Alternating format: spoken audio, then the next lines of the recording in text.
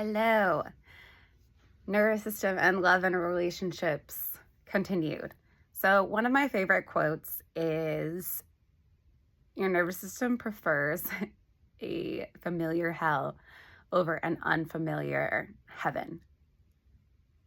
So, it does. And I have personal experience with this. And this is what I'm referring to when our body gets addicted to stress hormones. And this is what I'm referring to when I say that our subconscious patterns are wired into us in childhood. We end up preferring that familiar hell over an unfamiliar heaven. So in today's video, I'm talking about picking up on the patterns in our dating life, whom we choose to date, how it feels in adulthood, and how that relates to childhood. And then we can talk about how to start healing that and then changing those patterns. I'm going to give some personal examples from my life as to why I ended up choosing the men that I chose and how I've started to change this pattern after essentially unaddicting myself to the chaos, the high highs, the low lows, and the pattern that comes from the feelings that come from repeating that pattern over and over again. So ages 0 through 7 is when our subconscious patterning gets wired into us. Some of us have memories from ages 0 to 7. Some of us don't have so many memories. That's okay.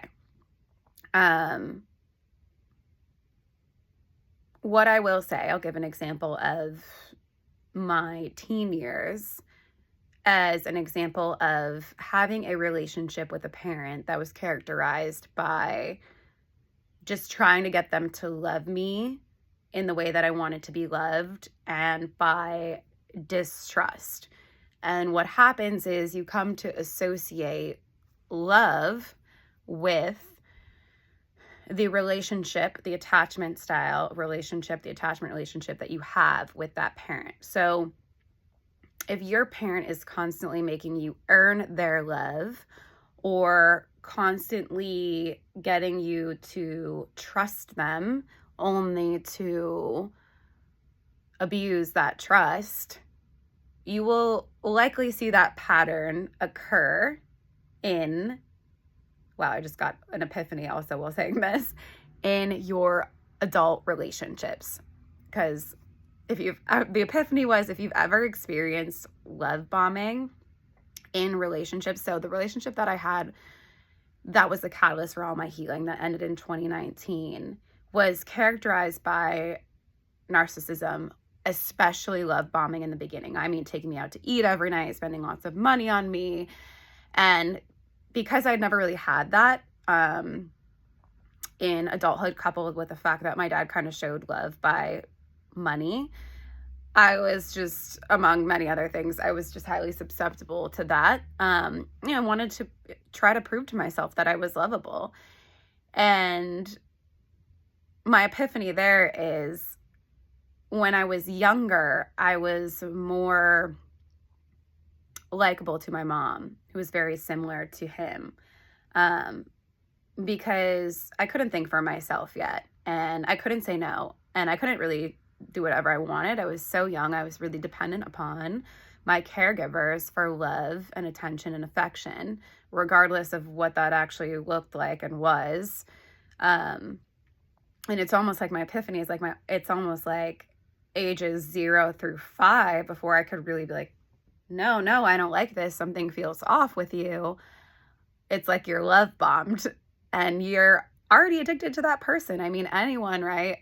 Whether you want to say it's addiction or not, but you want that attention, love, affection from your caregiver, regardless of whether or not it's true love, right? Which you're going to learn to have a very different definition of after you start your healing journey and you realize that the men you've been dating and the love that you've given yourself is not the love that you want to see and have and feel going forward. I'm like, whoa, okay.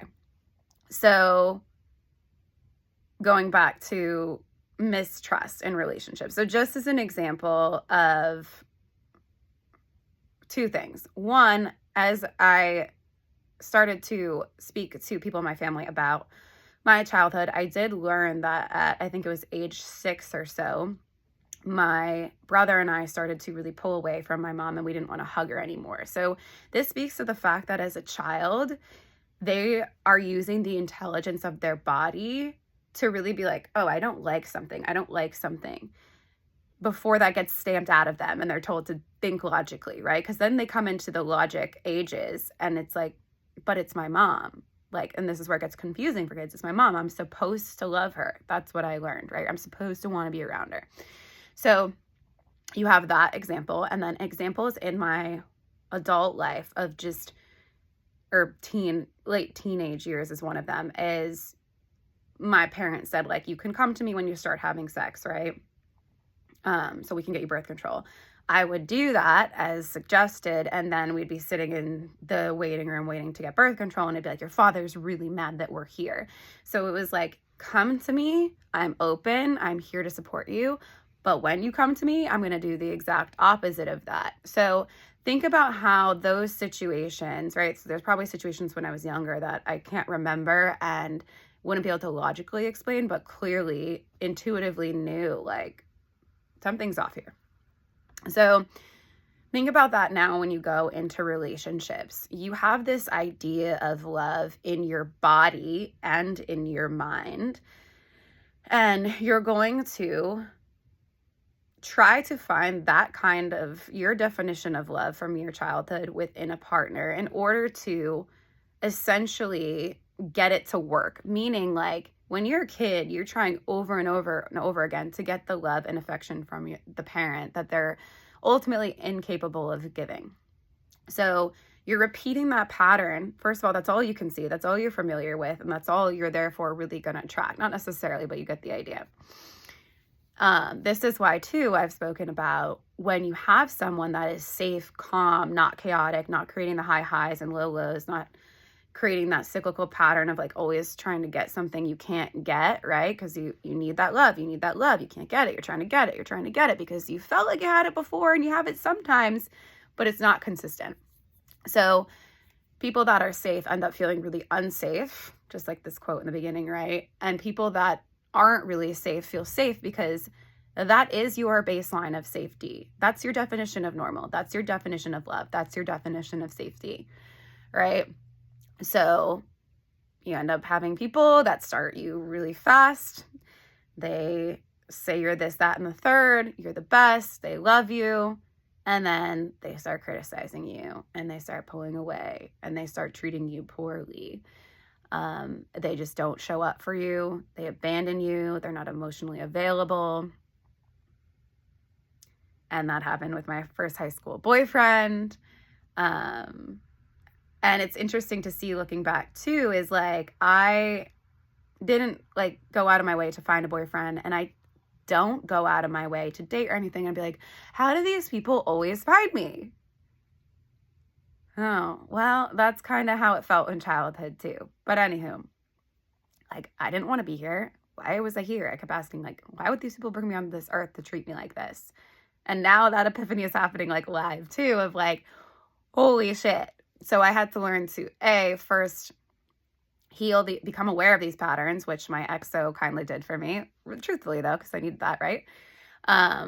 Become aware of these patterns, this addiction to sort of high highs, low lows, this addiction to suffering as love, this addiction to pain, this addiction of having to work.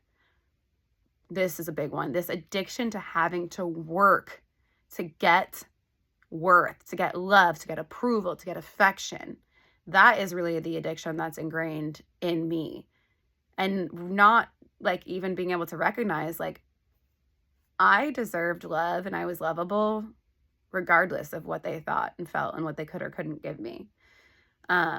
Feels too easy, feels weird, feels strange to just be in that spot, right? Like, no, I need to work really hard to get this. And that has actually applied to other aspects of my life, like feeling like I need to work so hard for everything to come, when now I'm like, ease, flow, baby. Let it be easeful. Let me enjoy it. Let me be creative. Let me be playful. Let it come to me. Still got to work for it, but it's different and it feels different. And that's really hard to get used to when you're used to something different for your entire life. So anywho, right? So that was the pattern that started with my boyfriend. And I remember being like, fuck this. If this is what love looks like, I don't want any of this.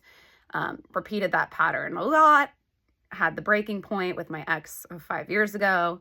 And then I would become conscious in real time of like, oh, this feels familiar, but not a good familiar anymore. Like, ugh, I don't want this, but I didn't know how to change it. I felt addicted to it. I didn't know who I was. I didn't know what I wanted. I never actually asked myself, what do I want in a partnership? Like, my therapist pointed that out to me, and I'm like, wait, I get to ask what I want? Like, another pattern that was ingrained in me in childhood, like, just take what you can get, was literally the mindset that I had. Take what you can fucking get and like it. Literally. That's a pattern ingrained in me from childhood. So I didn't even realize, like, I'd never asked myself. I didn't even really know who I was, right? As you start to notice these patterns in real time and you heal and you start crying and feeling the emotions that are stuck in your body and speaking about your childhood, but also crying about it, again, emoting, you start to heal and get in touch with the parts of you that you pushed away to get that love. And you start to build that trust in yourself. You start to build that love in yourself, for yourself. You start to ask yourself what you want. And then in that awareness and in getting in touch with yourself and that trust for yourself and developing that intuition more, you start to realize in real time when you're repeating that pattern with people.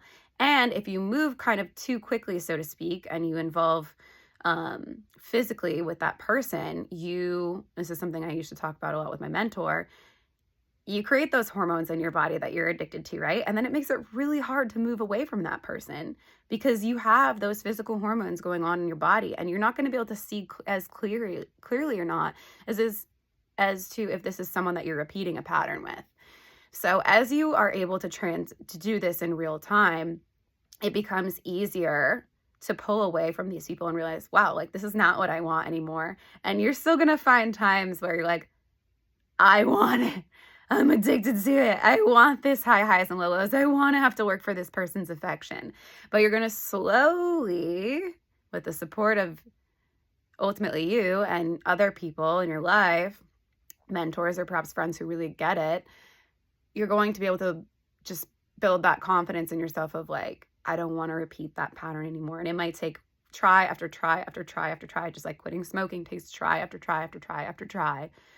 Right? It's going to take adding in solid friendships in your life. It's going to take doing things for yourself so that that person doesn't immediately become the center of your world. I'm sure you guys can relate to that too. You have your hobbies, you have the things you enjoy, you have relationships, you are fulfilled, and you love spending time with yourself. So that way, when that person starts to do the high highs, low lows, the pulling away, the criticisms, whatever it may be, you're like, yeah, I got me. I love my life, whether you're in it or not. And I love me, whether you love me or not, right? So when you have that individuation, that really helps. This is getting much longer than I anticipated. So I'm going to leave it there for today. And I can expand upon how to do the healing work that I've done to get me to this point where, as much as sometimes that little piece of me is like, oh, we want it. We want to work for it. We want the high highs. We want the drama. We want the chaos. I'm like, okay. We're building towards something different. I respect myself. I'm worthy of respect and love and joy and creativity. And it's hard, but you start to say no to those things, because you know that you have to say no to them to really get that divine masculine man in your life that you ultimately desire.